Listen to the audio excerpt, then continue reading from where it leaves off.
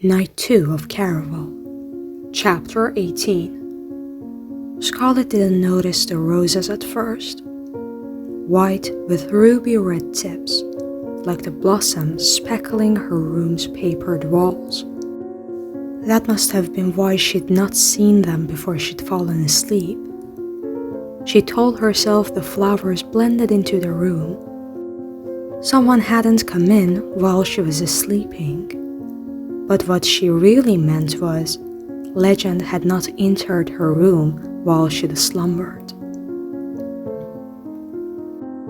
Though his early notes had felt like tiny treasures, something about this latest gift resembled a warning. She wasn't certain the flowers were from legend. There was no note next to their crystal vase, but she couldn't imagine they were from anyone else.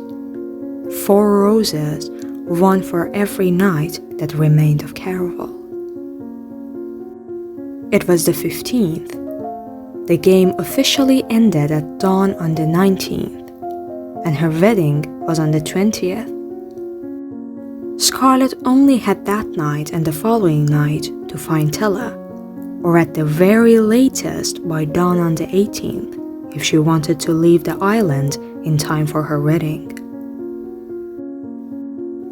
Scarlett imagined her father could keep her kidnapping a secret from the Count if her fiancé arrived on Trista early. There were old superstitions about a groom not seeing a bride. However, there would be no salvaging her wedding if Scarlett never showed up for it. Scarlett reached into her pocket and pulled out the note with the clues once again. This is your first clue on the road to find her.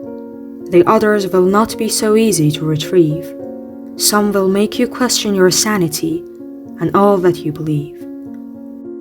Clue number 2 you'll discover in the rubble of her departure. Picture card of Castillo Maldito. Follow the boy with heart made of black. Number 3 you must earn. Number 4 will cost you something valuable. And number 5 requires a leap of faith. Most of you will fail, but one will surely succeed. You have 5 nights, 2 nights, to find the 4 remaining clues and then the girl, and legend's wish will be yours. Scarlett no longer believed that Julian was the 3rd clue, the boy with the heart made of black. But she couldn't dismiss the feeling he was keeping things from her. She continued to wonder how he'd been wounded, how he'd retrieved her earrings, and about their almost kiss. Though she couldn't think about the kiss now, not when she was marrying the Count in only 5 days. And because all that mattered was finding Tella. Scarlett hurried to make herself presentable, but her dress seemed to be in less of a rush. It took its time shifting into a lovely cream and pink creation, with a milky white bodice covered in delicate black dots and lined with pink lace, a bustle made of stylish matching bows, and a smart-looking skirt of brushed pink silk. Somehow the dress had managed to fit her with buttoned gloves as well. Scarlett had a twisting feeling the gown had gone to extra trouble to impress Julian. Or maybe she was only hoping it would have that effect. His abrupt departure the day before had left her with a multitude of battling feelings and even more questions. Scarlett prepared to press the sailor for answers, but when she went to meet him, Scarlett found the tavern mostly empty. Soft jade light lit only one patron, a dark-haired girl hunched over a notebook who sat near the glass fireplace. She didn't even look up at Scarlett, though others did, as the hour waxed by and the room began to fill. There were still no signs of Julian. Had he taken what she'd learned about the tunnels and left her waiting in the tavern so he could search them for clues all alone? Or maybe distrust should not always be her first response. Julian had his faults, but even though he'd left her on a couple of occasions, each time it was only for a short duration, and he always came back. Had something happened? She wondered if she needed to search for him. But what if she left and then he appeared? With every thought, she watched her buttoned gloves turn from white to black, and she could feel the neckline of her gown transforming from a heart shape to a high collar. Thankfully, it wasn't turning sheer, but the silk was shifting to uncomfortable crepe, and she could see the tiny black dots on her bodice growing larger, spreading like stains all over her gown, reflecting her worries. She tried to relax, hoping Julian would show up soon and her gown would go back to normal. Glimpsing herself in the table's glass, she looked as if she were in mourning, though that didn't stop people from talking to her. "Aren't you the sister of that missing girl?" One patron asked the question, and suddenly a small herd of people was upon her. "I'm sorry, I don't know anything." Scarlett repeated the phrase until one by one they all departed. "You should try to have some fun with them." The girl who'd been sitting quietly, poring over a journal, appeared at the Scarlett's table. As pretty as a watercolor, and dressed as bold as a trumpet, in a golden gown, darlingly sleeveless, with ruffles up to her neck and a bright chartreuse bustle, she folded herself into the glass chair across from Scarlett. "If I were you, I'd tell them all sorts of things. Say you saw your sister arm in arm with a man in a cape, or that you found a bit of fur on one of her gloves that looked as if it belonged to an elephant." Were elephants even furry?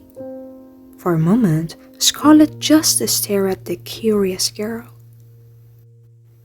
It didn't even seem to occur to her that the Scarlett might not want to talk about her sister that way, or that she was waiting for someone else.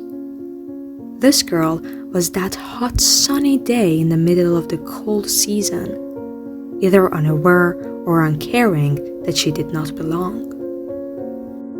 "People don't expect the truth here," the girl went on, undeterred. "They don't want it either. A lot of the people here don't expect to win the wish. They come here for an adventure. You might as well give them one. I know it's in you, otherwise you wouldn't have been invited." The girl sparkled, from her metallic skirt to the matching gold lines of paint around her angular eyes. She didn't look like a thief, but after Scarlett's experience with the strawberry blonde the night before, she wasn't feeling particularly trusting. "Who are you?" Scarlett asked. "And what do you want?" "You can call me Aiko, and maybe I don't want anything." Everyone who's playing wants something. "Then I suppose it's a good thing I'm not actually playing." Aiko cut off as a new couple approached. Barely older than Scarlett and obviously newlywed, the young man held his young bride's hand with the care of a man not used to holding such an important thing. "Excuse me, miss." He spoke with a foreign accent that took a bit of concentration to discern. "Was we're wondering, are you really Donatello's sister?" Aiko nodded encouragingly. "She is, and she'd be delighted to answer your questions." The couple brightened. "Oh, thank you, miss. Yesterday night when we made it to our room, everything was picked clean. We were just hoping for some bit of a clue." The mention of Tella's scavenge room set something ablaze inside of Scarlett, yet the couple looked so sincere. They didn't seem to be mercenaries who would sell things to the highest bidder. Their threadbare clothes were in worse shape than Scarlett's blackened dress, yet their clasped hands and hopeful expressions reminded her of what the game was meant to be, or what she thought it was meant to be: joy, magic, wonder. I wish I could tell you where my sister was, but I haven't seen her since. Scarlett hesitated as their faces fell, and she remembered how Aiko had said people at Caraval didn't expect or want the truth. They come here for an adventure.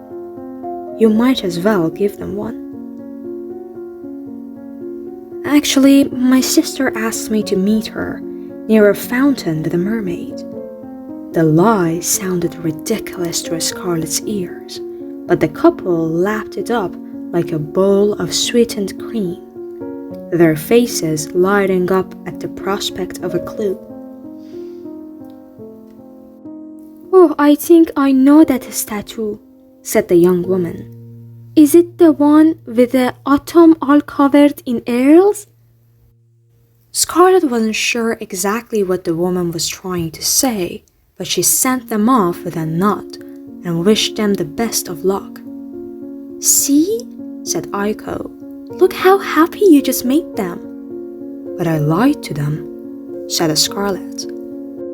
"You're missing the point of the game," said Aiko. "They didn't travel here for truth. They came for an adventure. And you just sent them on one. Maybe they won't find anything, but perchance they will. The game sometimes has a way of rewarding people just for trying.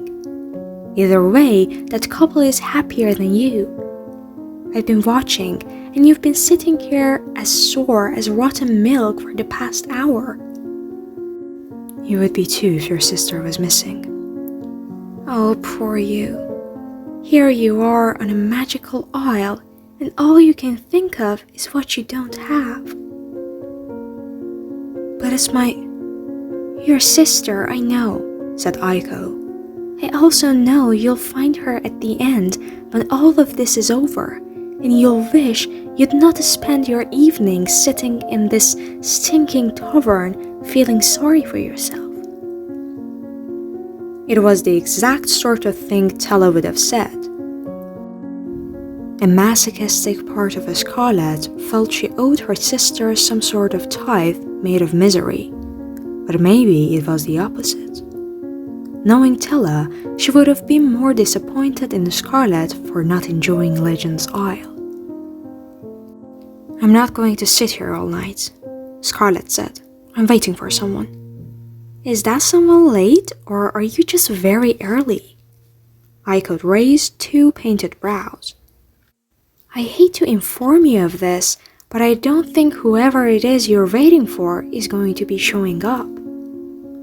Scarlett's eyes darted to the door for the 100th time that evening, still hoping to see Julian walk through. She had been so sure he would come, but if there was a respectable time to wait for someone, she'd surpassed it. Scarlett pushed up from her chair. "Does this mean you've decided not to sit around anymore?" Aiko rose elegantly from her own seat, clutching her notebook close, as the back door to the tavern swung open once more. A pair of giggling young women stepped in, followed by the last person Scarlett wanted to see. He stormed inside like a foul wind made of messy black clothes and mud-caked boots, more disheveled than he'd been the last time she'd seen him. Dante's dark pants were rumpled, as if he'd slept in them, and his tailcoat was gone. Scarlett remembered how Julian had said Dante wanted Legend's wish to fix something that happened during an earlier caraval. Right now, Dante looked more desperate than ever to win it. Scarlett prayed his eyes would pass over her, After their last encounter, she wasn't ready for another confrontation with him. Waiting for Julian had already sliced her nerves to ribbons and turned her dress black. But even as Scarlet hoped Dante wouldn't notice her, her eyes continued to fall on him, on the sleeves he'd bunched up around his forearms, and the tattoos they exposed. Specifically, a black tattoo shaped like a heart.